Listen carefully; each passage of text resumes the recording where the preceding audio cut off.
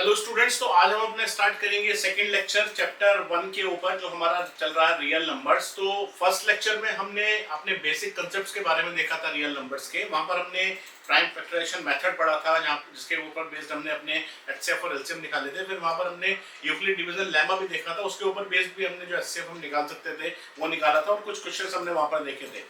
आज के लेक्चर में हम क्या करेंगे कि जो वर्ड प्रॉब्लम्स हमारी आती हैं एचसीएफ और एलसीएम के ऊपर इनको डिस्कस करेंगे। उसके बाद फिर हम अपनी एक्सरसाइज 1.1 को डिस्कस करेंगे। आइए स्टार्ट करते हैं। देखिए, जो सबसे पहला क्वेश्चन इसमें हमारा आ रहा है वो कुछ इस तरह का आपको दिया है कि जो दो नंबर्स हमारे हैं उसका एक रेशियो आपको दिया हुआ है 4:5। जो हमने पहले लेक्चर में क्वेश्चंस किए थे वो क्वेश्चंस ऐसे थे कि आपको डायरेक्टली दो नंबर्स देते थे ए और बी और आपको वहां पर एलसीएम और एचसीएफ में से कुछ दे दिया था और आपको चौथा टर्म निकालनी थी। अब यहाँ पर जब उसने रेशियो आपको दे दिया तो लेट्स सपोज हम ये कह रहे हैं कि जो दो नंबर्स हैं ए अपॉन बी उनका लेट्स सपोज रेशियो आपको दिया है 4/5। तो हम सिंपली क्या कर सकते हैं, लेट जो हमारा ए नंबर हो गया वो 4x हो गया और लेट्स सपोज जो हमारा बी नंबर हो गया वो आपका हो गया 5x हो गया, क्योंकि अगर रेशियो दिया है तो इसी तरीके से आप निकालते हैं।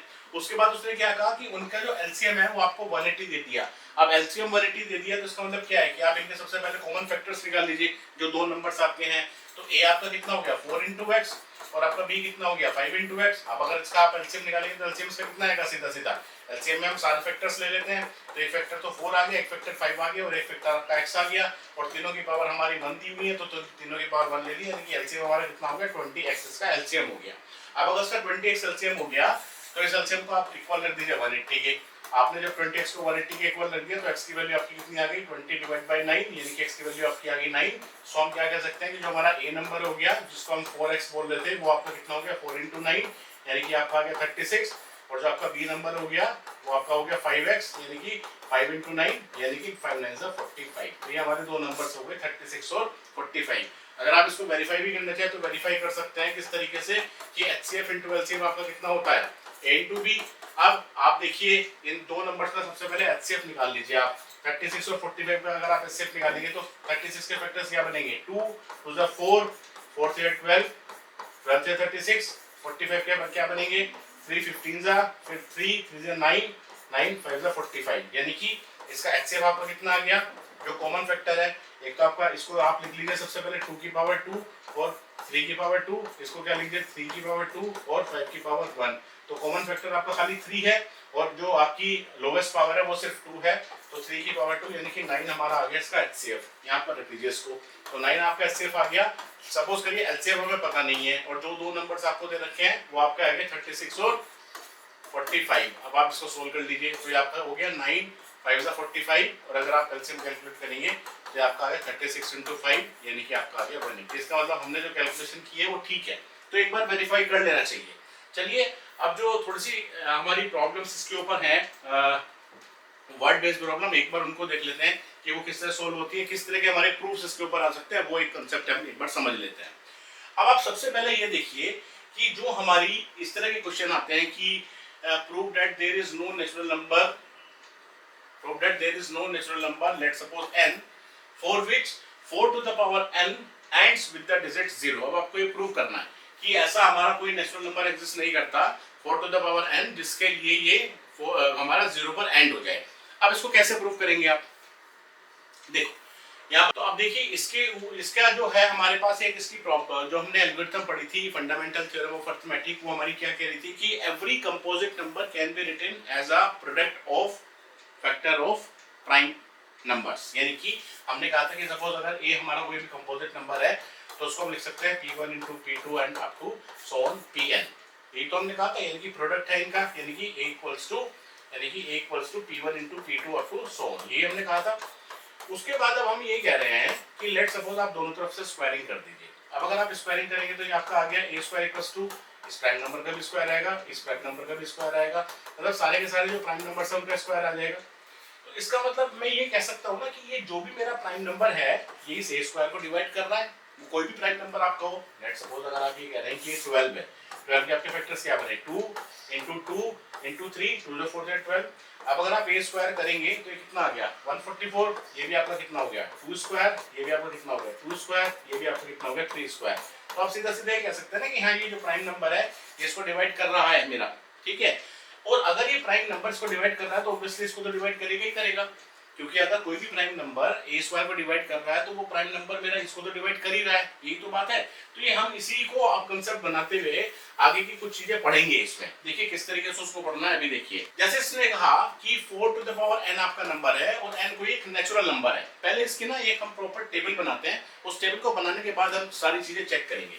अब सपोज n मैंने एक नेचुरल नंबर ले लिया, यहाँ पर जो 4 टू द पावर है उसकी हम वैल्यू निकालेंगे और यहाँ पर लेट सपोज मैंने एक लिख लिया लास्ट डिजिट हमारी क्या आती है, क्योंकि वो लास्ट डिजिट की बात आपसे कर रहा है कि 4 टू द पावर है एंड्स विद द डिजिट 0, यानी कि किस डिजिट से एंड हो रहा है। अब सपोज करिए आपने नेचुरल नंबर लिया, n की वैल्यू 1 रखी, तो आपका कितना हो गया 4 to the power n। 4 to the power 1 अगर आप निकालेंगे तो कितना आएगा आपका 4 आएगा, यानी कि लास्ट डिजिट में भी 4 ही आ गई। फिर आपने n की वैल्यू 2 रखी, यानी कि आपने निकाला 4 to the power 2। 4 to the power 2 आपका कितना आ गया 4 4 जा 16, तो लास्ट डिजिट आपकी कितनी आ गई 6 आ गई। आपने सपोज n की वैल्यू 3 रखी, तो आपने निकाला 4 टू द पावर n, यानी कि 4 टू द पावर 3। जब आप 4 टू द पावर 3 निकालेंगे तो 4 4 जा 16 और 16 4 जा आपका आएगा 64, तो यानी कि लास्ट डिजिट आपकी कितनी हो गई 4। आपने n की वैल्यू 4 रखी, यानी कि 4 टू द पावर 4 निकाला, यानी कि 64 into 4, 64 into 4 अगर आप निकालेंगे तो आएगा 256, क्योंकि 4 4 जा 16, 1 6 4 24 है 25, तो लास्ट डिजिट आपकी क्या आई 6 आ गई। फिर आप निकालेंगे लेट्स सपोज n की वैल्यू 5 रखी, तो आपने निकाला 4 टू द पावर 5, इसको फिर आप 4 से डिवाइड 4 से मल्टीप्लाई करेंगे तो 6 4 जा 24, 2 5 जा 20 और 100 1024, लास्ट डिजिट आपकी फिर 4 आ गई। आप सपोज आपने फिर रखा 6, तो 4 टू द पावर 6 आपका कितना आ गया, इसको फिर 4 से करिए मल्टीप्लाई, तो 4 4 जा 16, 1 4 जा 9, 4 0 0 4, इसका मतलब ये कितनी आ गई 6।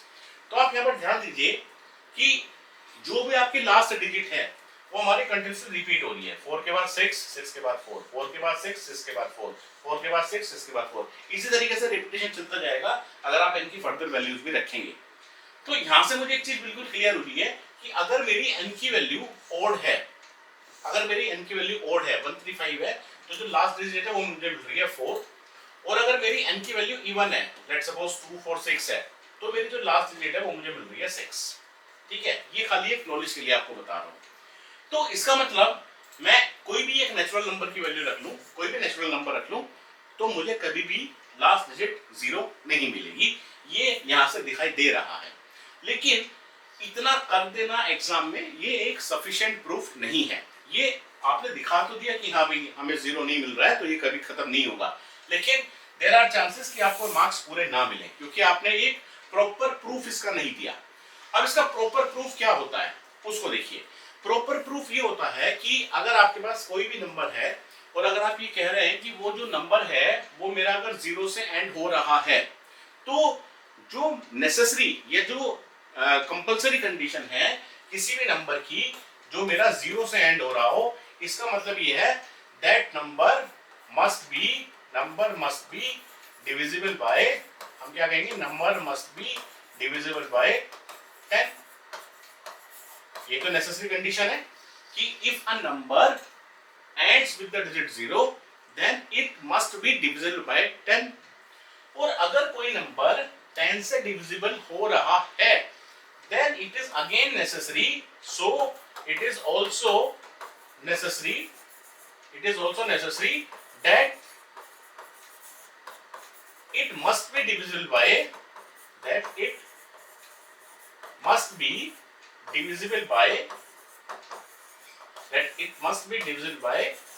2 and 5 both।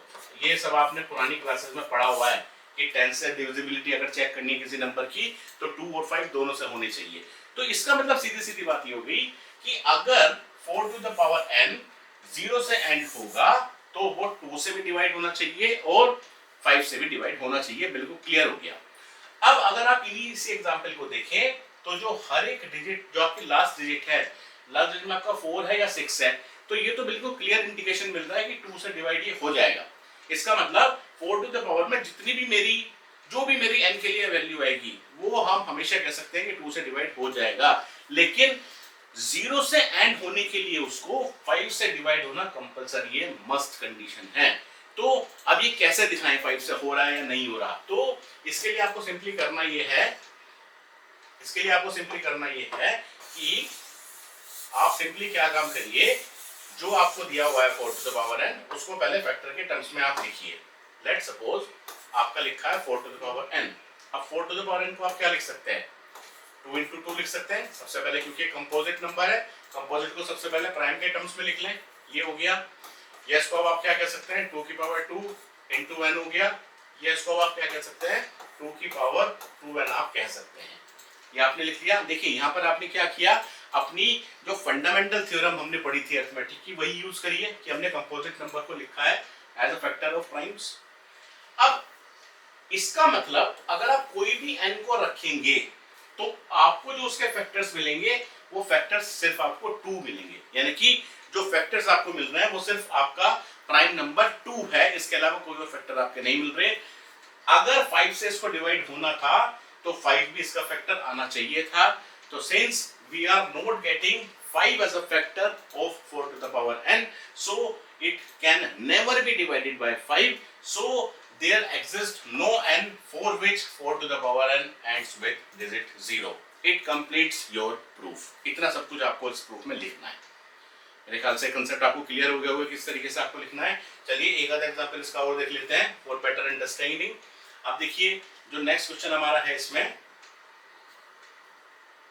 Show that 12 to the power n cannot end with the digit 0 और 5। अब देखिए यहाँ पर उसने खुद दे दिया 0 और 5, तो अगर आप 0 को चेक करेंगे तो ऑब्वियसली 5 तो खुद ही आ गया, क्योंकि अगर वो 0 से एंड होगा तो वो डिविजिबल 2 से भी होना चाहिए, डिविजिबल 5 से भी होना चाहिए, और अगर उसने खाली 5 दिया है तो इसका मतलब क्या है कि खाली 5 से होना चाहिए। तो हम दोनों से चेक कर लेते हैं for any natural number n। लेकिन मेरा फिर आपसे यही कहना है कि लेट सपोज आपने यहाँ पर n लिखा, यहाँ पर सपोज आपने लिखा 12 टू द पावर n, और लेट सपोज यहाँ पर आपने लिखा लास्ट डिजिट, तो आप जो है 3-4 टर्म्स पहले लिख लें सो दैट कि आपको ना आइडिया लग जाता है। सपोज n की वैल्यू आपने 1 रखी तो ये आपका आ गया 12 टू द पावर 1 यानी कि 12 आ गया, तो लास्ट डिजिट आपकी 2 आ गई। फिर आपने n की वैल्यू 2 रखी तो आपका आ गया 12 पावर 2 यानी कि आपका आ गया 144, लास्ट डिजिट आपकी आ गई 4। फिर आपने 3 रखा, अभी आपका हो गया 12 पावर 3 यानी कि 144 को 12 से मल्टीप्लाई आप करेंगे। अब जब आप 144 को 12 से मल्टीप्लाई करेंगे तो आपको कितना आएगा, ये आ गया 882, और ये आपका आ गया 144, ये आपका आ गया 8 12 4 5 7 1728, ये आपका आ गया 1728। उसके बाद यहाँ पर आपको डिजिट मिली 8, ठीक है। उसके बाद आप सपोज एक और रख लेते हैं 12 पावर 4, अगर आप रखेंगे तो कितना आएगा 1728 को फिर से 12 से मल्टीप्लाई कर दीजिए तो ये आपका आ गया 16 1 2 4 और 1 5 14 1 3, उसके बाद 1728 6 8 9 13 1, ये कितना आया था 8 2 16 56 34, ये 34 था मेरा, है ना। और ये आपका आ गया आंसर तो 6 4 5 13 1 5 6 7 8 9 10, यानी कि आपका आ गया 20736। और उसके बाद आपको ये मिल गया लास्ट डिजिट, यहाँ पर आपको मिल गए 6। उसके बाद फिर जब आप n की वैल्यू 5 रखेंगे और आप 12 टू द पावर 5 निकालेंगे तो देखिए क्या होगा कि जब आप इसको वापस से 12 से मल्टीप्लाई करेंगे ना तो जो लास्ट डिजिट आएगी वो आपकी आएगी 2, यानी कि लास्ट डिजिट वापस आपकी 2 आ जाएगी, यानी कि फिर से आपका रिपीटिशन स्टार्ट हो जाएगा। तो पहले 2 आई, 2 के बाद 4 आई, 4 के बाद 8 आई, 8 के बाद 6 आई, उसके बाद फिर क्या मिलेगा, फिर 2 मिलेगा आपको यहाँ पर लास्ट डिजिट, फिर 4 मिलेगी, फिर 8 मिलेगा, फिर 6 मिलेगा, इसी तरीके से आपका चलता चला जाएगा ये। इसका मतलब कभी भी ये 0 से एंड नहीं हो रहा है किसी भी n के लिए। अब इसको प्रूफ कैसे करें, सिंपल है। इसको प्रूफ कैसे करना है, इसको प्रूफ करने का मेथड हमारा सेम है। इस तरह के जितने भी क्वेश्चंस आएंगे सबको हम सिमिलर मेथड से ही सोल्व करेंगे। तो सबसे पहले जो भी आपको दिया हुआ है 12 टू द पावर n, ये जो 12 आपका लिखा है कंपोजिट नंबर, सबसे पहले इसको प्राइम के टर्म्स में लिख लें। तो इसके फैक्टर्स क्या बने आपके 2 to the 4 4 3 the 12, 12 to the power n यानी कि कितना बन गया 2 पावर 2 into 3, इसकी पावर n आ गई। अब 2 पावर 2 into n यानी कि 2 पावर 2 into n लिख दिया, और ऐसे ही 3 पावर into n लिख दिया। तो ये कितना हो गया आपका 2 to the power 2n into 3 to the power n. So it clearly indicates that 12 to the power n can be written in the form of prime factors of 2 and 3 only.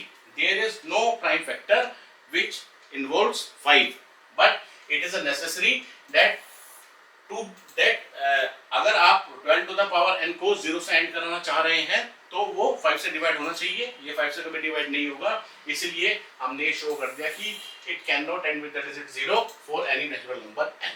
ठीक हो गया, चलिए आगे चलते हैं। अभी आपका एनसीईआरटी की एक्सरसाइज का क्वेश्चन है 6 टू द पावर n वाला, तो इसको भी आपको सिमिलरली उसी तरीके से करना है, सेम है बिल्कुल। तो ये क्या लिख देंगे आप 2 into 3, इसकी पावर n हो गई, या आप सिमिलर इसमें क्या लिख सकते हैं 2 power n into 3 power n, और जो एक्सप्लेनेशन होगा वो बिल्कुल सेम होगा क्योंकि यहाँ पर भी वो एंड 0 की बात कर रहा है, तो 5 से डिवाइड होना चाहिए, 5 से डिवाइड नहीं होगा क्योंकि 5 इसका फैक्टर नहीं आया। ठीक है, चलो आगे चलते हैं। अब उसके बाद अब ये हमारी वर्ड प्रॉब्लम से स्टार्ट होती है कि किस तरह की वर्ड प्रॉब्लम्स पेपर में आए। अब देखिए वर्ड प्रॉब्लम्स में ना आपने देखा होगा कि इन वर्ड प्रॉब्लम्स में, या आपने तो खैर अभी नहीं देखा होगा, इन वर्ड प्रॉब्लम्स में होता क्या है कि जो भी दी हुई प्रॉब्लम्स हैं इनमें जनरली हम या तो एचसीएफ निकालते हैं या एलसीएम निकालते हैं। अब बात यह है कि किस प्रॉब्लम में क्या निकालना है, एचसीएफ निकालना है एलसीएम निकालना है, तो मैं आपको इसका कोई तुक्का नहीं बताऊंगा कि हाँ भैया आपको अगर ये चीज दी हुई है तो आप ये निकाल दो, ये दिया हुआ है तो ये निकाल दो।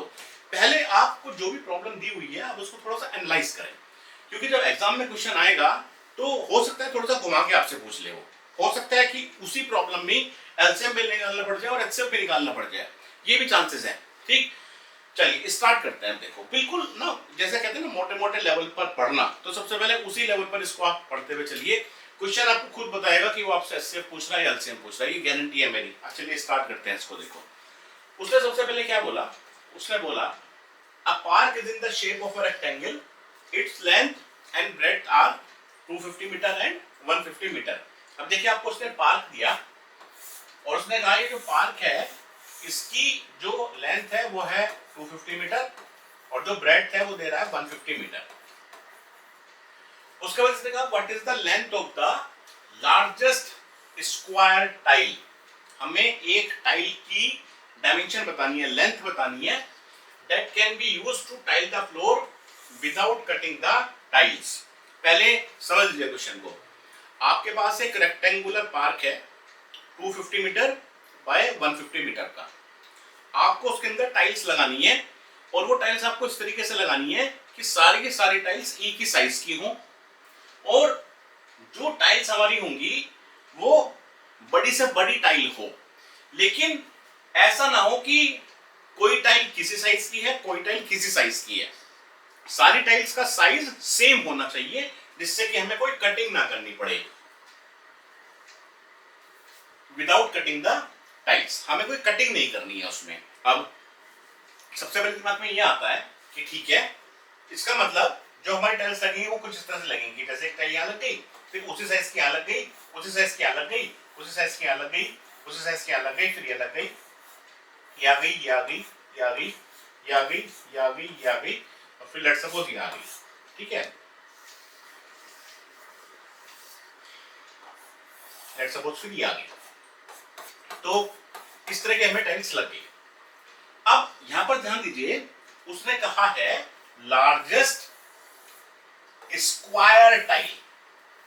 अगर वो स्क्वायर ना कहता, अगर वो स्क्वायर ना कहता, वो कहता है कि भैया लार्जेस्ट टाइल का साइज बताओ विदाउट कटिंग, तो मैं आपसे कह देता 250 मीटर बाय 150 मीटर की एक टाइल मंगा लो, वही लगा दो, कहीं कुछ काटने की जरूरत नहीं है, एक ही टाइल से काम हो जाएगा। बताइए गलत थोड़ी है, बिल्कुल सही बात है ना।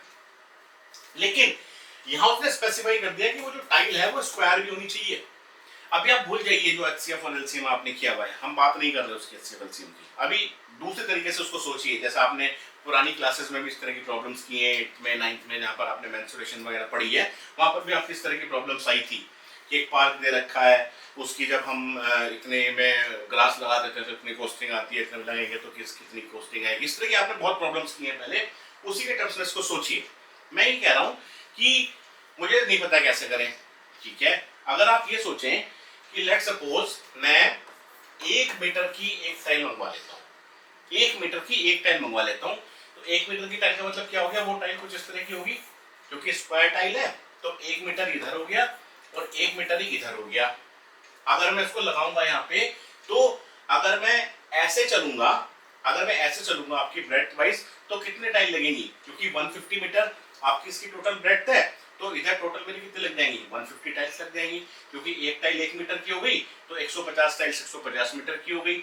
और जब ऐसे चलेंगे तो हमारी लेंथ वाइज कितनी टाइल्स लग जाएंगी, हमारी 250 टाइल्स लग जाएंगी। बिल्कुल सही बात है, तो 1 मीटर वाले से भी काम हो जाएगा। हाँ हो जाएगा बिल्कुल काम।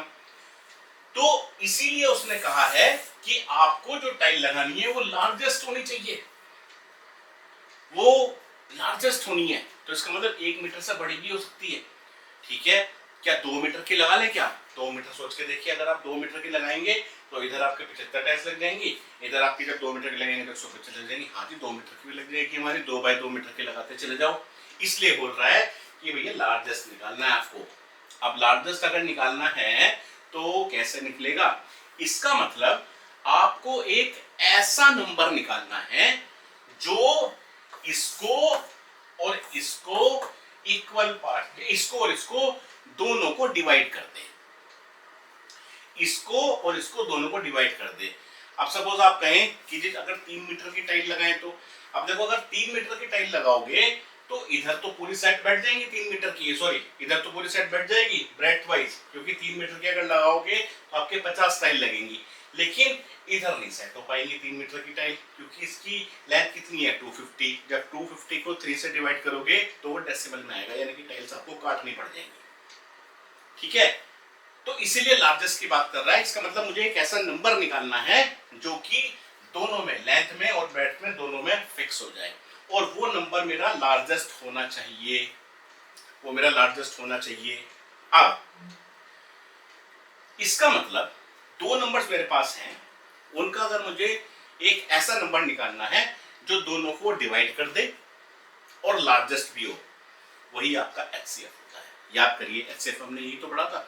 एचसीएफ होता क्या है? एचसीएफ जो भी आपका आएगा वो आपका एक ऐसा नंबर होता है जो कि आपके दोनों नंबर्स को कंप्लीटली डिवाइड कर देगा, और हमेशा वो एक लार्जेस्ट नंबर ही होता है।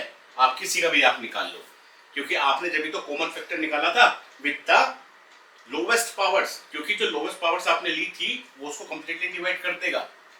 अब अगर आप इसका एचसीएफ निकालेंगे 250 का और 150 का, तो क्या निकलेगा? निकालिए 250 और 150 का एचसीएफ निकालिए आप, निकालिए, इसको निकालते हैं। सबसे पहले 250 के फैक्टर्स बनाइए, 250 के फैक्टर्स बना लेते हैं। सबसे पहले 2 125 जा, then 5 25 जा, then 5 5 25, then 5 1 जा 5, तो 250 कितना हो गया आपका? 2 की पावर 1 और 5 की पावर 3। इसी तरीके से आप 150 के फैक्टर्स बनाइए। 150 के क्या फैक्टर्स बन गए आपके? 2 75 जा, 3 25, 5 5 जा 25 और 5 1 जा 5, यानी कि 2 3 और 5 की पावर 2, 2 3 5 की पावर 2। आपका एचसीएफ कितना हो गया? कॉमन फैक्टर इज 2 एंड 5, 2 और 5 कॉमन फैक्टर है, 3 कॉमन नहीं है। 2 की मैक्सिमम पावर कितनी है? 1। 5 की लोवेस्ट पावर, सॉरी 5 की लोवेस्ट पावर कितनी है? 2, तो कितना हो गया? 2 इंटू 25, यानी कितना हो गया? 50। इसका मतलब 50 मीटर की वो टाइल होगी, जो वो टाइल होगी आपकी 50 मीटर की, जो आपकी फिक्स हो जाएगी और बिना कटे इस रेक्टेंगल को पूरा फिल कर देगी। अब देखो 50 मीटर की टाइल लगाओगे तो एक 50 की यहाँ लगेगी, एक 50 की यहाँ लगेगी, फिर एक 50 की यहाँ लगेगी, और फिर इस तरह से हमारी 5 टाइल्स लग जाएंगी, क्योंकि इसकी जो लेंथ है वो आपकी 250 मीटर की है, और जो आपको ये दे रखा है 150 मीटर का, इधर की तरफ आपकी कितनी टाइल्स लग जाएंगी? 3 टाइल्स आपके लग जाएंगी। ठीक हो गया। बाकी अगर वो आपसे पूछ लगे कि कितनी टाइल्स निकालनी है तो फिर वो मेंसुरेशन का क्वेश्चन हो गया। फिर तो सीधा सीधा आप देख लीजिए कि भैया इसका एरिया कितना आ गया और इसका एरिया कितना है, डिवाइड कर दीजिए, आपको पता चल जाएगा नंबर ऑफ टाइल्स। अगर वो पूछता है क्वेश्चन में तो नंबर ऑफ टाइल्स कितने हो जाएंगे? दिस बाय दिस अपॉन इसका स्क्वायर। ये तो हो गया। अगर नंबर ऑफ टाइल्स भी आप निकालना चाहें तो, हालांकि वो पूछेगा नहीं यहाँ पर आपसे, लेकिन अगर आप नंबर ऑफ टाइल्स भी निकालना चाहें तो कितनी आएगी नंबर ऑफ टाइल्स? इसका एरिया निकाल लो, 250 बाई 150 मीटर इसका एरिया हो गया, अपॉन एक टाइल का कितना एरिया है? 50 into 50, क्योंकि स्क्वायर है ना, स्क्वायर का एरिया क्या होता है? Side square. तो कितना हो गया? 0 से 0 आपका कैंसिल हो गया। ये कितना बचा? 5 5 25, ये कितना बचा? 5 15, यानी कि आपकी 15 टाइल्स लगेंगी। 15 टाइल्स लगेंगी और ये एरिया आपका पूरा टाइल से भर जाएगा। वो 15 टाइल्स किस तरह से लगेंगी ये आपको दे रखा है, तो 1 2 3 4 5, और इसी तरीके से ये आपका पूरा स्क्वायर बन गया। ये tile 1, tile 2, tile 3, tile 4, tile 5, 6 7 8 9 10 11 12 13 14 and 15। कितने कितने की टाइल है? 50 50 की टाइल है। वो थोड़ा सा रेक्टेंगुलर आपको लग रहा होगा, लेकिन ये सॉरी आपको थोड़ा रेक्टेंगुलर लग रहा होगा, लेकिन ये स्क्वायर टाइल्स है। ठीक है, तो देखो मैं आपको वही कह रहा हूँ कि क्वेश्चन को आप डायरेक्टली वो मत करो कि हम तुक्का मार देंगे, कुछ भी निकाल लें, एलसीएम निकाल लें, एचसीएफ निकाल लें। क्वेश्चन आपको खुद बताएगा कि क्या निकालना है। अभी देखिए और क्वेश्चन देखते हैं और क्लैरिटी आएगी आपको। अब ये बोल रहा है कि 2 ropes are 160 centimetre and 294 centimetre long. ठीक है, बनाते हैं जी। एक रोप ये है मेरी रोप 1, सपोज एक है मेरी रोप 1, सपोज एक है मेरी रोप 2, 2 रोप्स है, 2 है ना, 2 रोप्स आर, एक है 168 सेंटीमीटर की एंड 294 सेंटीमीटर की। 294 की हो तो उससे थोड़ी सी बड़ी होगी, तो हमने यहाँ बना दी ये 294 सेंटीमीटर की रोप्स हैं। ये 2 रोप्स हैं, 2 ropes are 168 centimetre and 294 centimetre long. इतनी लंबी 2 रस्सियां दे दी मैं। ठीक है, अब क्या कह रहा है, what is the greatest length of rope. ठीक है, ग्रेटेस्ट जैसी कुछ पूछ रहा है। पिछले वाले क्वेश्चन में भी लार्जेस्ट जैसी कुछ चीज पूछी थी।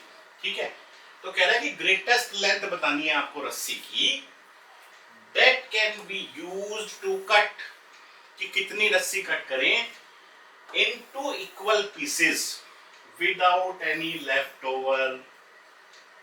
अब आप ये कहें 1-1 सेंटीमीटर काट लो, तो 1-1 सेंटीमीटर काटोगे तो 168 टुकड़े इसके बनेंगे और 294 टुकड़े इसके बन जाएंगे ना। 2-2 सेंटीमीटर काट लो, इसके बन जाएंगे कितने, 84 टुकड़े। इसके कितने बन जाएंगे, इसको 2 से डिवाइड कर लो, कितना आ गया, 147 बन जाएंगे। 3 से करेंगे, ये नहीं कटेगा, ये कट जाएगा, 327 और 324 ये कट जाएगा 3 से, लेकिन ये नहीं कटेगा, समझो 3 सेंटीमीटर नहीं काट सकते। लेकिन ये जो टुकड़े हमारे बन रहे हैं 1 सेंटीमीटर के, 2 सेंटीमीटर की, क्या हम ये ले सकते हैं, ये नहीं ले सकते, क्योंकि उसने क्वेश्चन में क्या है कि हमें ग्रेटेस्ट लेंथ लेनी है। ग्रेटेस्ट लेंथ लेनी है उस रोप की कि जब उसको हम काटे कि कुछ भी ना बचे, कुछ भी रिमाइंडर ना बचे, रिमाइंडर कुछ ना बचे। इसका मतलब क्या 168 और 294, 168 और 294 का मैं यहाँ पर एलसीएम नहीं लूंगा, या सॉरी एचसीएफ नहीं लूंगा, क्योंकि अगर आप इनका एचसीएफ लेंगे तो वो एचसीएफ हमें एक ऐसा नंबर देगा जो कि इन दोनों नंबर्स को कंप्लीटली डिवाइड करेगा, और वो नंबर जो होगा वो मैक्सिमम नंबर होगा। यही तो होता है एचसीएफ। तो अगर आप इनका 168 का और 294 के सबसे पहले फैक्टर्स निकाल लीजिए फटाफट, प्राइम फैक्टराइजेशन जो आपने किया था कर दीजिए। ये कितना हो गया, 2 8 60, 2 4 8, 2 42 84, 221, 3 7 21 और 7 1 7। इसको निकालिए, 2 1 2, 2 47 जा, फिर ये 3 से आएगा, 3 4 12, 3 9 27 और ये आपका 7 7 49 और 7 1 7। तो क्या क्या फैक्टर्स बन गए इसके आपके, 168 आपका हो गया 2 की पावर 1 2 3, आपका हो गया 2 की पावर 3 इंटू 3 की पावर 1 7 की पावर 1, यानी कि 3 इंटू 7। और ऐसे अगर आप लिखेंगे 294 आपका कितना हो गया, 2 3 और 7 की पावर आपका आ गया 2, 2 3 और 7 की पावर आपका 2 आ गया। देखो इसमें अगर आप एचसीएफ निकालेंगे तो आपका 2 भी कॉमन है, 3 भी कॉमन है, 7 भी कॉमन है, 2 भी कॉमन है, 3 भी कॉमन है, 7 भी कॉमन है, लोवेस्ट पावर 2 की 1 है, 3 की भी 1 है, 7 की भी 1 है, तो यही आ गया, यानी कि 3 2 6 6 7 42। इसका मतलब जो एचसीएफ आपका आ गया, क्या यहाँ पर आप सेंटीमीटर ना लिखें, यहाँ पर आप सेंटीमीटर ना लिखें क्योंकि ये तो हमने 42 निकाला। इसका मतलब अ रोप ऑफ साइज 42 सेंटीमीटर, मतलब जो ग्रेटेस्ट लेंथ होगी वो कितनी होगी आपकी, 42 सेंटीमीटर होगी, जिसमें कि हम दोनों पीसेस को काट सकते हैं और कुछ भी बचेगा नहीं। अब देखो इसका मतलब अगर आपसे कोई पूछे कि इसके कितने हिस्से कटेंगे तो सीधा सीधा कर दीजिए आप, 168 को 42 से डिवाइड करिए, क्योंकि 42 एचसीएफ है ना, तो एचसीएफ तो कंप्लीट डिवाइड करेगा ही करेगा। इसको कितना मिला आपको, ये जब इसको आप डिवाइड करोगे तो 21 24 जाओ, यहाँ पर कितना आ गया 4 सेंटीमीटर। ठीक है, उसके बाद ये कितना हो गया, सॉरी 4 सेंटीमीटर नहीं सिर्फ 4। इसका मतलब क्या हो गया, जब आपने 42 सेंटीमीटर के इसके हिस्से काटे तो 4 पीसेस आपको मिल गए, इसके 4 पीसेस मिल गए इसके, और कुछ नहीं बचा। कंप्लीटली डिवाइड कर दिया ना, कंप्लीटली डिवाइड कर दिया इसलिए तो कुछ नहीं बचा, विद नो लेफ्ट ओवर। और अगर इसके भी निकालेंगे तो इसके कितने बचे, 294 डिवाइड बाय 42 करिए, कितना बच गया, 221 जा 147, 3 7 21, 3 4 12, 3 9 27 और 7 7 59। इसका मतलब इसके कितने पीसेस आ गए, इसके भी हमारे आ गए 7 पीसेस, इसका भी कुछ पीस नहीं बचा हमारा। तो ये वेरीफाई जरूर कर लें इस तरीके से, ठीक है। अब आपको मैं एक चीज और बताता हूँ, देखो जब भी इस तरह की वर्ड प्रॉब्लम्स आ रही हैं तो ये आपको पता है कि या तो एलसीएम निकालते हैं एचसीएफ निकालते हैं। अब जब आपके सामने क्वेश्चन आया तो जो दो नंबर्स आपके हैं, जैसे मान लो 168 है या 294 है, अब आपका इसका एलसीएम आ गया 42। सपोज इसका एलसीएम आपको निकालना होता है, तो एलसीएम क्या निकलता है, निकाल के देखिए एक बार। हालांकि आपने पहले बहुत निकाले हैं, एलसीएम क्या निकलता, 237, तीनों फैक्टर्स आ गए, तीनों फैक्टर्स आ गए। 2 की मैक्सिमम पावर यहाँ 3 हो गई, 3 की मैक्सिमम पावर 1 ही हो गई, 7 की मैक्सिमम पावर हो गई आपकी 2। कितना आ गया, 2 2 4 2 8, 8 into 3, 7 7 49, ये आ गया 8 से 24, और 24 को 49 से मल्टीप्लाई करिए जरा, 24 को 49 से मल्टीप्लाई करिए, 9 4 जा 36, 2 दिन 18, 9 21, 4 4 जा 16, 1 4 दूनी 8 और 1 9, 4 7 1174। अगर एलसीएम लेंगे तो एलसीएम कितना आ गया, 1174। तो भाई मोटी मोटी बात ये सोच लो, अगर आप कहें कि इसका एलसीएम क्यों नहीं लिया आपने, एचसीएफ ही क्यों लिया, अरे भाई एलसीएम जो है 1174 आ रहा है, रोप मेरे पास सिर्फ 168 सेंटीमीटर की है, तो 168 सेंटीमीटर को मैं इतने सेंटीमीटर में कैसे काट सकता हूँ, ये वैल्यू तो ऑलरेडी बड़ी हो गई इससे। और जब भी आप एलसीएम निकालते हो तो एलसीएम जब भी निकलता है तो वो तो हमेशा उसका मल्टीपल होता है, जिस नंबर का आपने एलसीएम निकाला, तो वो कभी भी उससे बड़ा हो ही नहीं सकता ना। तो इसीलिए जब भी वो आपसे कह रहा है कि आपको कुछ निकालना है, तो आपको दिख रहा है ना कि यहाँ पर हमें इस रोप को काटना है, इस रोप को काटना है, इसका मतलब जो ऑलरेडी साइज दिया हुआ है 168 और 294, इससे मुझे छोटी वैल्यू निकालनी है, जो भी आंसर आएगा। और अगर इससे छोटी वैल्यू निकालनी है तो इसका मतलब सीधा सीधा आपको एचसीएफ लेना है। पहले वाले क्वेश्चन को देखिए, पहले वाले क्वेश्चन में भी उसने आपसे क्या कहा था कि आपको ऐसी स्क्वायर टाइल बतानी है जो कि इस रेक्टेंगल को फिल कर दे। इसका मतलब उस टाइल का जो साइज होगा वो इस रेक्टेंगल से बड़ा नहीं होगा, इसका मतलब इस रेक्टेंगल से छोटा ही होगा, इसलिए आपने यहाँ पर भी एचसीएफ निकाला था।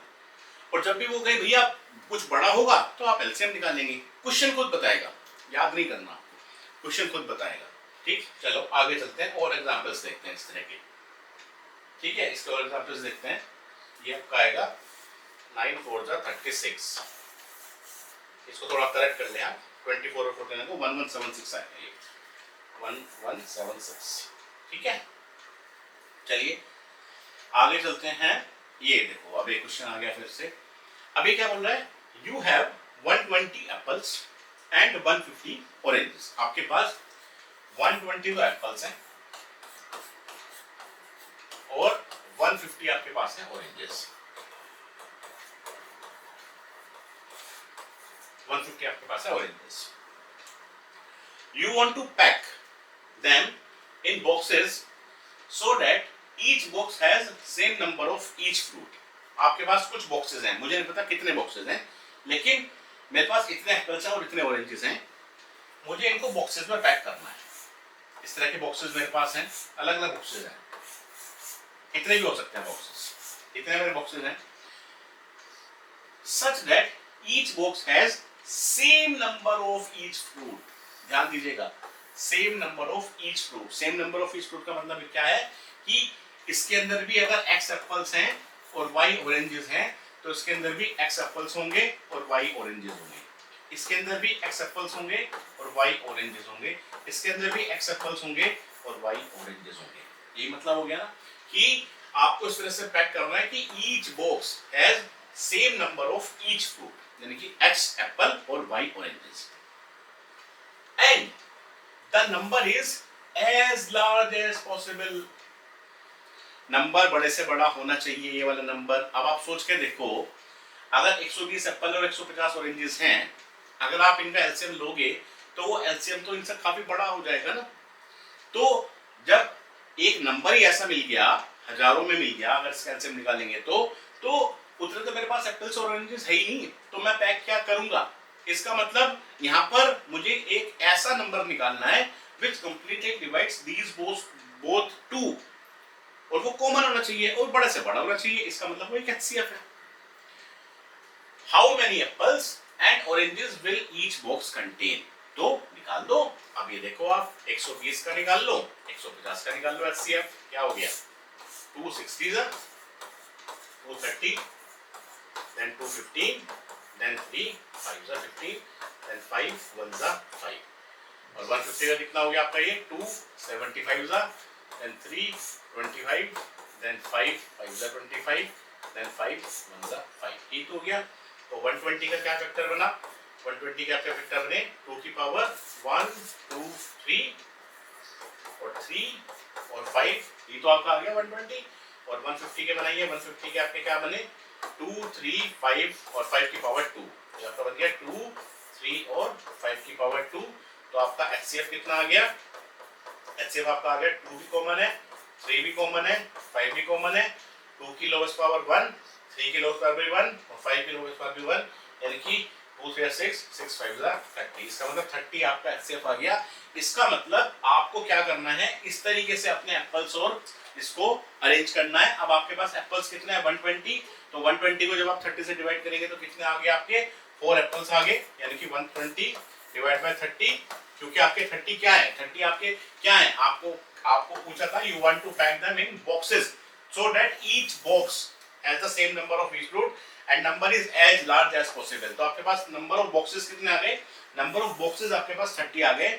अब हर एक बॉक्स में कितने एप्पल्स और कितने फ्रूट्स होने चाहिए, तो अगर 120 एप्पल्स हैं और 30 बॉक्स में उसको पैक करना है, इसका मतलब हर एक बॉक्स में 4 एप्पल होंगे और नंबर ऑफ ऑरेंज आपके 150 है, 30 बॉक्स हैं तो ऑरेंज आपके कितने होंगे 5, यानी कि each box has 4 apples and 5 oranges, 4 apples and 5 oranges, 4 apples 5 oranges, 4 apples 5 oranges, और ऐसे ऐसे हमारे पास कितने बॉक्स हैं, टोटल 30 बॉक्सेस। क्लियर हो गया होगा आपको ये वाला कांसेप्ट, ठीक है। चलिए और देख लेते हैं प्रॉब्लम्स। अब देखिए यहां पर क्या कह रहा है, A school has 96 Hindi books, तो हिंदी बुक्स कितनी है 96, पढ़िए उसको पहले ध्यान से क्वेश्चन को। हिंदी बुक्स कितनी है आपके पास 96 Hindi books and 144 English books. English books कितनी है, इंग्लिश बुक्स हमारे पास हैं, इंग्लिश बुक्स आर 144, इतने बुक्स हैं। Librarian wants to arrange them in shelves, shelves में उनको अरेंज करना है हिंदी और इंग्लिश की बुक्स को, सच दैट ईच शेल्फ, हर एक शेल्फ में सेम नंबर ऑफ बुक्स आए ऑफ ईच टाइप, यानी कि बिल्कुल सिमिलर क्वेश्चन है जैसे हमने पहले किया था कि हर एक बॉक्स में सेम नंबर ऑफ एप्पल्स और ऑरेंजेस आए, यहाँ पर हर एक शेल्फ में सेम नंबर ऑफ हिंदी और सेम नंबर ऑफ इंग्लिश की बुक्स आए, बिल्कुल सिमिलर एग्जांपल है। And uses the greatest number of books as possible, और एक शेल्फ में जो भी हम बुक्स रखें वो मैक्सिमम से मैक्सिमम रखें। तो how many books of each type will be in each shelf, बिल्कुल सिमिलर है। इसका मतलब आपको यहाँ पर भी HCF निकालना है, क्योंकि आप LCM निकाल देंगे तो वो फिगर तो ऑलरेडी 96 और 144 से बड़ी हो जाएगी, तो इतनी तो मेरे पास बुक्स ही नहीं है रखने के लिए, तो निकाल दीजिए फटाफट से इसको भी आप।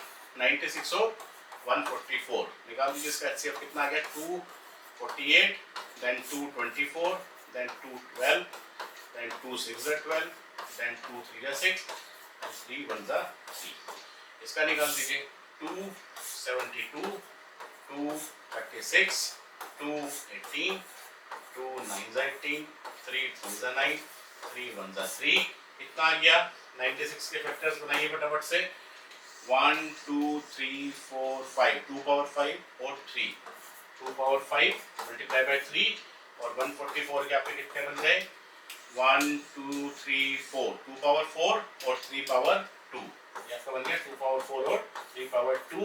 कॉमन फैक्टर्स आपके दोनों ही आ गए, 2 भी आ गया और 3 भी आ गया। 2 की लोवेस्ट पावर कितनी है 4 और 3 की लोवेस्ट पावर कितनी है 1, तो 2 पावर 4 यानी कि 16 into 3, इसका मतलब 48, यानी कि 48 शेल्फ्स आपको चाहिए। 48 शेल्फ्स आर नीडेड, और हर एक शेल्फ में कितनी हिंदी और कितनी इंग्लिश होंगी अगर आपको निकालना है, तो टोटल हिंदी आपके पास कितनी थी 96 बुक्स थी ना हिंदी की, तो 96 अपॉन 48 जब आप करेंगे तो कितना आएगा 2, और 144 अगर 48 आप करेंगे तो कितना आएगा आपका, ये आपका आ जाएगा 4, ये आपका आ जाएगा सॉरी 3, 24 120 और 24, ठीक है आपका 3 आ जाएगा। इसका मतलब each shelf contains 2 Hindi books and 3 English books, ठीक है। तो यहाँ पर भी आपने HCF ही निकाला है, तो बिल्कुल सिमिलर क्वेश्चन था पहले वाले से। नेक्स्ट क्वेश्चन है two traffic lights are on the same road, ये आपकी एक रोड है, ये आपकी ट्रैफिक लाइट लगी हुई है, यहाँ पर एक ट्रैफिक लाइट ये लगी हुई है आपकी। 2 traffic lights are on the same road, the first traffic light changes every 36 seconds. Suppose ये जो लाइट है ये हर 36 सेकेंड्स के बाद चेंज होती है, and the second one changes after every 54 seconds. ये हमारी चेंज होती है every 54 seconds. If both the lights change at the same time, अब अगर दोनों लाइट किसी मोमेंट पे एक साथ चेंज हुई तो how many seconds will it take for them to change together again. तो दूसरी बार कब एक साथ चेंज होंगी। दो ट्रैफिक लाइट्स हैं, एक चेंज होती है हर एक 36 सेकंड में 36 सेकंड्स में, और एक चेंज होती है आफ्टर एवरी 54 सेकंड्स। अभी मैं कह रहा हूं सपोज वो किसी मोमेंट पर एक साथ चेंज हुई, वो भी चेंज हुई वो भी चेंज हुई, तो अब कितनी देर के बाद वो दोनों फिर एक साथ चेंज होंगी। अब इसको हम कैसे निकालेंगे, देखो इसका मतलब कितने टाइम के बाद वो मेरी वापस से चेंज होगी। तो यहां पर मुझे एक तो ये आइडिया लग रहा है कि जो मेरा रिजल्ट आएगा वो कहीं ना कहीं इन सेकंड से बड़ा होगा, क्योंकि इतने सेकंड्स तो निकल ही गई ना। अब जो भी आज चेंज होगी वो तो फ्यूचर में चेंज होगी, इसका मतलब वो जो टाइम आएगा वो इनसे बड़ा होगा। अब ये भी यहाँ पर मुझे आइडिया लग रहा है, इसका मतलब मैं यहाँ पर इनका एचसीएफ नहीं निकालूंगा, क्योंकि इसका एचसीएफ निकालूंगा तो वो तो इससे छोटा होगा, और इससे छोटा तो टाइम हो नहीं सकता, क्योंकि उससे कम में तो वो ट्रैफिक लाइट चेंज होगी ही नहीं। तो ये तो पता चल रहा है कि हाँ यहाँ पर एलसीएम लिख लेगा, क्योंकि एक बड़ी फिगर निकालनी है। लेकिन अब इसको दूसरी तरीके से सोचिए, सपोज अभी हम कह रहे हैं कि ये एक कोई मोमेंट है, लेट सपोज मैं कह रहा हूँ मोमेंट 1, या मोमेंट 1 को आप बोलिए लेट सपोज टाइम 1 मैं बोल रहा हूँ आपसे। अब टाइम 1 पर ये ट्रैफिक लाइट भी चेंज हुई, लेट सपोज लाइट 1 भी चेंज हुई, और लेट सपोज टाइम 2 भी लाइट 2 भी चेंज हुई। लेट सपोज ये मेरा टाइम था 0 सेकंड, 0 सेकंड पर मेरी चेंज हुई। अब उसके बाद क्या होगा, 36 सेकंड जब होंगे, जब 36 सेकंड होंगे, सोच के देखिएगा, तो सिर्फ ये वाली ट्रैफिक लाइट चेंज होगी, ये तो चेंज नहीं होगी। जब 54 सेकंड होंगे तो मेरी ट्रैफिक लाइट L2 चेंज होगी। लेकिन क्या 54 सेकंड जब हो जाएंगे तो क्या L1 भी चेंज होगी क्या? यहाँ पर नहीं होगी L1 चेंज, क्योंकि L1 अगर 36 सेकंड पर चेंज हुई है तो नेक्स्ट फिर वो 36 सेकंड पर चेंज होगी, यानी कि 36 प्लस 36, यानी कि जो वो नेक्स्ट चेंज होगी वो तो 72 सेकंड्स पर चेंज होगी। जो वो नेक्स्ट चेंज होगी वो तो 72 सेकंड्स पर चेंज होगी, यानी कि जब 72 सेकंड्स आएंगे, यानी कि जब सेकंड 70, यानी कि जब 72 सेकंड्स आएंगे ये मेरी तब चेंज होगी। ठीक है, अब इसका मतलब अगर मैं ट्रैफिक लाइट L1 की सिर्फ बात कर रहा हूं तो ये 36 सेकंड पे चेंज होगी, फिर 36 के बाद 72 पर चेंज होगी, उसके बाद फिर कब चेंज होगी बताइए, फिर 36 into 3 पर चेंज होगी, यानी कि 108 सेकंड पर चेंज होगी, फिर ये कहां चेंज होगी 108 सेकंड पर चेंज होगी। अगर मैं L2 की बात कर रहा हूं तो मैं कह रहा हूं 0 सेकंड पर तो चेंज हुई थी, यहां तो दोनों चेंज हुई थी। उसके बाद ये कहां चेंज हुई 54 सेकंड पर चेंज हुई, 54 के बाद फिर कहां चेंज होगी, ये आपकी चेंज होगी 54 into 2 यानी कि 108 सेकंड पर, यानी कि कहां चेंज होगी, यहां चेंज होगी। ये तो क्वेश्चन है। अब देखो आपने सीधा सीधा निकाल लिया कि हाँ भैया ये जो हमारी चेंज होगी 108 सेकंड पर चेंज होगी। तो आपने कैसे निकाला, ये आपने इसलिए तो सॉल्यूशन किया कि 36 गुना 2 36 गुना 3 या 54 into 1 54 into 2 54 into 3, क्या है ये, आप मल्टीपल से तो निकाल रहे हो, और मल्टीपल से निकाल रहे हो तो इसका मतलब सीधा सीधा आप क्या कर रहे हो, आप एलसीएम निकाल रहे हो। एलसीएम की फुल फॉर्म यही है, लीस्ट कॉमन मल्टीपल। और लीस्ट कॉमन मल्टीपल का मतलब क्या हो गया कि ऐसा मल्टीपल जो कम से कम हो, क्योंकि 108 पर तो चेंज होगी, उसके बाद तो साइकिल फिर रिपीट होती जाएगी। 108 के बाद फिर आप करेंगे, फिर इस पोजीशन पर आएंगे, इस पोजीशन पर आएगा, फिर ये पोजीशन चेंज होगी, मतलब फिर से आपकी एक ऐसी सिचुएशन आएगी, एक ऐसा टाइम आएगा जब आपकी फिर ये चेंज हो रही होगी, यानी कि 216 सेकंड पर फिर आप करेंगे, फिर 108 सेकंड जोड़ तो फिर चेंज होगी दोनों एक साथ। तो ये तो आपकी बार बार होते जाएंगे ना उसी के मल्टीपल में। लेकिन आपसे उसने क्या पूछा कि how many seconds will it take for them to change together again, अगली बार कब चेंज होगी, मतलब चेंज तो बार बार हो रही है, बस ये बता दो कि अगली बार कब चेंज होगी, मतलब नेक्स्ट फिगर क्या होगी। तो भैया 108 सेकंड पर चेंज होगी, दिखाई दे रहा है। अब निकाल लो एलसीएम, निकाल दो किस किस का, 36 का और 54 का, बनाओ 36 के फैक्टर। कभी भी रटो मत सवाल को, पहले सीधा सीधा मोटे मोटे तौर पे सोल्व करके देख लो। निकालो इसका एलसीएम, 2 18 जा 36, 2 9 जा 18, 3 जा 9, 3 1 जा 3, कितना आ गया, इसको हटा देते हैं यहाँ से। 36 का आपका कितना हो गया, 2 की पावर 2, 3 की पावर 3, 2 की पावर 2, सॉरी 3 की पावर भी 2 है। उसके बाद इसका निकालो 54 का, 54 का कितना हो गया, 2 27 जा, 3 9 जा 27, 3 3 जा 9, 3 1 जा 3, 2 की पावर 1 और 3 की पावर 3, तो 2 की पावर 1 और 3 की पावर 3 निकाल दो एलसीएम। एलसीएम क्या होता है, सारे फैक्टर्स एक साथ ले लो, सारे एक साथ लोगे तो 2 है और 3 है। 2 की हाईएस्ट पावर कितनी है 2, 3 की हाईएस्ट पावर कितनी है 3, तो 2 is 4 और 3 is 27, 27 into 4 कितना हो गया 7 4 28, 2 7 4 9 10 यानी कि 108, यानी कि light will change together at 108 second. Simple है, क्वेश्चन खुद बता रहा है कि क्या करना है, एलसीएम निकालना है, एचसीएफ निकालना है। ठीक है, अभी इसका आप एचसीएफ निकाल लो। एचसीएफ कितना आएगा 2 into 3 की पावर 3 यानी कि 3 3 9 27 और 27 2 जा 54, तो एचसीएफ तो 54 आया। लेकिन आप सोच के देखो जो लाइट 36 सेकंड में चेंज हो रही है वो तो नेक्स्ट टाइम 54 में तो चेंज हो ही नहीं सकती ना, तो एचसीएफ तो निकलेगा ही नहीं, यहाँ पर एलसीएम निकलेगा। ठीक, तो पेपर में जब क्वेश्चन करो तो तुक्के मत मारो कि हाँ यहाँ तो मैंने एलसीएम निकाल दिया, मैं तो इसका एचसीएफ निकाला है, मत निकालो ना, उसको वेरीफाई भी करो ना, आप खुद वेरीफाई कर सकते हो। इसलिए बता रहा हूँ किस तरीके से करो। ठीक, उस तरीके से मत करो जहां पर ये बता दिया जाता है कि भाई बड़ा दे रखा है तो ये निकालो, ये दे रखा है तो ये निकालो, खुद से सॉल्यूशन बनाओ। चलो खैर आगे चलते हैं नेक्स्ट क्वेश्चन पर। 2 workers are assigned to work in shift. 2 workers को काम दिया गया है शिफ्ट्स में करने के लिए। ठीक है, first worker works for 45 minutes.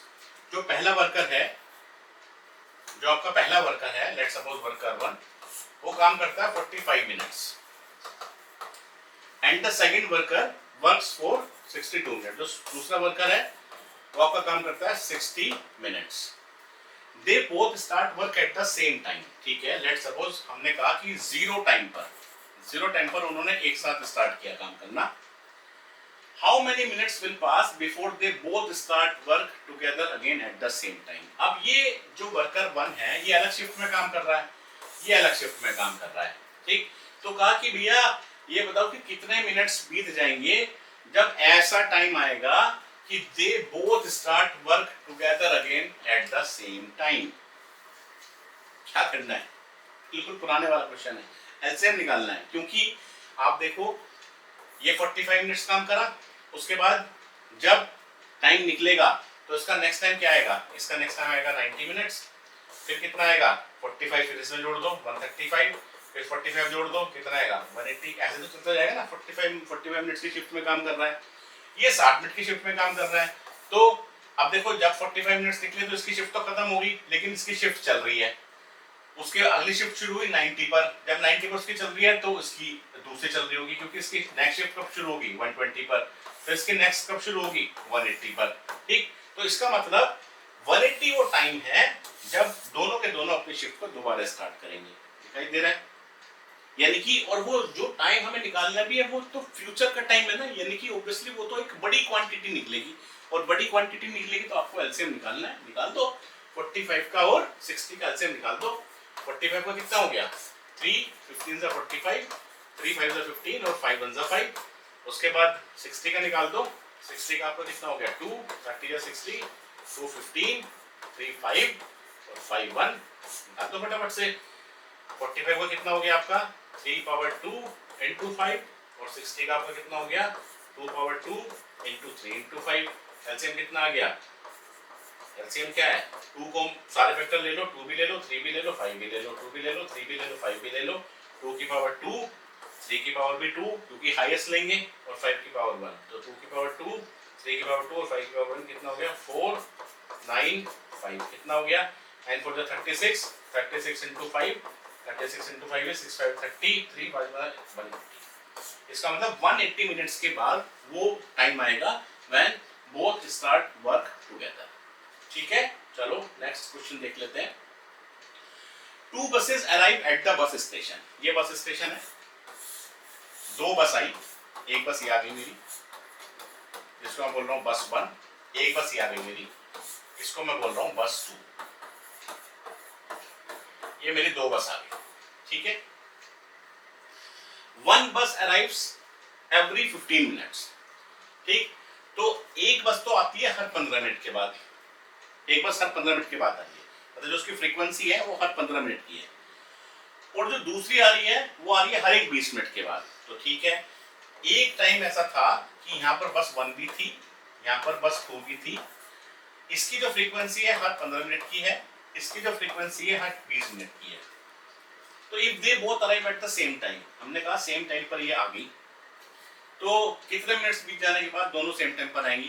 Clear है, एलसीएम निकालना है। फिर भी ये अगली बार कब आएगी? 30 मिनट पर, फिर कब आएगी? 45 पर, फिर कब आएगी? 60 पर, फिर कब आएगी? 75 पर, फिर कब आएगी? 90 पर, फिर कब आएगी? 105 पर, फिर कब आएगी? 120 पर, ऐसे तो आती जाएगी।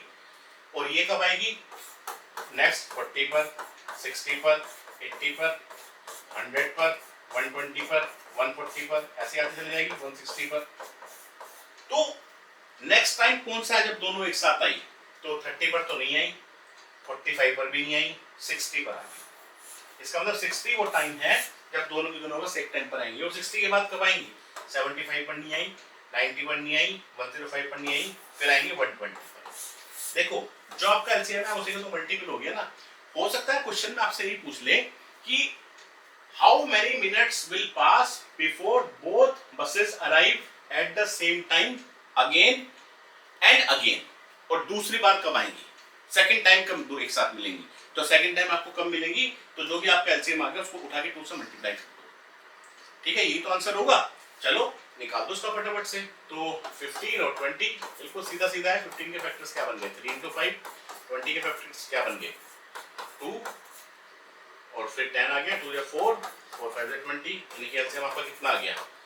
2 की पावर 2, ये क्या है? 2 की पावर 2 into 5 ही तो है। तो 2 की पावर 2 into 3 into 5, तो 2 या 4 into 3 into 5, 4 या 12, 12 5 या 60, यानी कि हर 60 मिनट के बाद बसेस एक साथ मिलती रहेंगी। नेक्स्ट प्रॉब्लम देख लेते हैं। अब ये है 2 water pipes fill a tank. The first pipe fills the tank in 24 minutes and second pipe fills the tank in 36 minutes. इसका मतलब एक तो भरता है 24 मिनट में। तो यानी कि जो टैंक जो आपका सपोज पाइप 1 है, लेट सपोज जो पाइप आपका 1 है वो आपका भरता है 24 मिनट्स में, और जो आपका सेकंड पाइप है वो आपका उस टैंक को फिल करता है 36 मिनट्स में।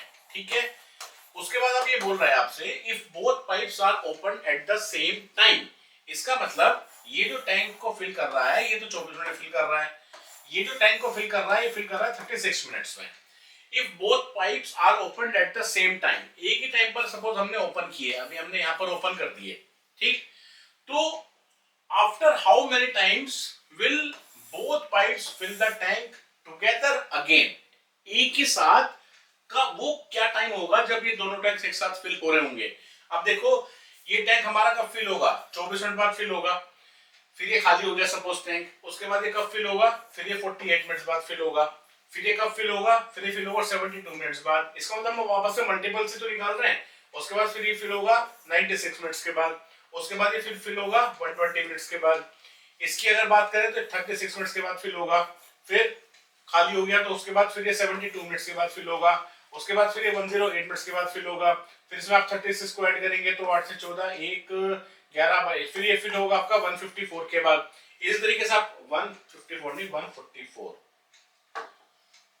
144 क्योंकि 36 ऐड करेंगे ना इसमें, तो 8 6 14 1 11 12 144 के बाद। तो देखो यही फ्रीक्वेंसी है। अब कितने टाइम के बाद एक साथ फिल करेंगे? तो 24 पे तो दोनों एक साथ फिल नहीं कर रहे, 48 पे भी एक साथ फिल नहीं कर रहे, 72 यहाँ पर भी आ रहा है, 72 यहाँ पर भी आ रहा है, यानी कि 72 इनका एक ऐसा कॉमन मल्टीपल है जो सबसे कम है और जो लोवेस्ट भी है और मल्टीपल भी है। तो after 72 minutes both pipes will fill the tank together again। अगली बार, उसके अगली बार कब करेंगे? 96 आ गया, 120 आ गया, ऐसे आप बढ़ाते जाएंगे। तो जब यहाँ पर ये अगली बार फिल होगा तो ये 144 के बाद फिल होगा। देखो ये भी 144 पर फिल हो रहा है। तो मैंने बताया ना जो भी आपने एलसीएम निकाल दिया उसके फिर मल्टीपल्स आप डालते जाओ, यानी कि सेकंड टाइप का फिल होगा 144 मिनट्स के बाद। तो निकाल दीजिए यहाँ पर आप एलसीएम। 24 का क्या बना? 2 2 4, 4 2 8 और 8 3 24, या आप क्या कह सकते हैं इसको, थोड़ा सा स्पेस बना लेते हैं इधर, या आप क्या कह सकते हैं इसको 2 पावर 3 into 3। उसके बाद 36 के बनाइए, 2 2 4, 4 3 12 और 12 3 36, यानी कि आपका हो गया 2 पावर 2 और 3 पावर 2। तो एलसीएम में क्या है? दो ही फैक्टर्स आपके हैं, एक 2 फैक्टर है और एक 3 फैक्टर है। 2 की मैक्सिमम पावर 3 है और 3 की मैक्सिमम पावर 2 है, तो 3 और 2 कितना हो गया? 8 और 9 यानी कि 72, यानी कि after 72 minutes both pipes will fill tank together again. ठीक, अब देखो ये क्वेश्चंस अलग अलग तरीके से पूछा जा सकता है, लेकिन अब इसमें कंफ्यूजन ये हो सकता है आपको कि भाई एक टैंक तो 24 मिनट में भर रहा है, दोनों 36 मिनट भर रहे हैं, तो एक साथ कितनी देर में भरेंगे। तो वो एक अलग टाइप का क्वेश्चन बनेगा कि जब हमने एक ही टैंक में दोनों पाइप्स को डाल दिया तो एक साथ अगर भरेंगे तो वो कितनी देर में भरेंगे, तो फिर वो रेट के हिसाब से आपका इसका आंसर आएगा। इंडिविजुअली अगर बात कर रहा है तो इंडिविजुअली इसमें आपको दिया हुआ है कि हमारा 24 मिनट्स और 36 मिनट में फिल करेगा। ठीक, तो अगर आप कहें तो देखिए, चलो मैं इसको बता देता हूं आपको। सपोज अगर वो यही कह रहे हैं कि एक साथ अगर फिल करना है, ये अलग अलग तरह का क्वेश्चन आ गया, इस चैप्टर से इसका कोई मतलब नहीं है, लेकिन खाली एक नॉलेज के लिए बता रहा हूं आपको कि ये भी हमने पाइप 1 इसी में डाल दिया और पाइप 2 भी इसी में डाल दिया, तो एक बारी में अगर डाल दिए तो कितने टाइम के बाद ये टैंक फुल हो जाएगा हमारा। एक अलग तरह का क्वेश्चन है जो आपने किए भी होंगे पहले कि एक आदमी किसी काम को इतने दिन में करता है, दूसरा इसी काम को इतने दिन में करता है, तो एक साथ करेंगे तो कितना टाइम लगेगा। इस तरह के क्वेश्चन आपने किए ना, तो ये उसी तरह का आपका क्वेश्चन हो गया। तो देखो, जो जैसे पहला टैंक फिल कर रहा है 24 मिनट में, तो उसका रेट कितना हो गया। अगर रेट की बात करें तो रेट उसका हमारा हो गया 1/24।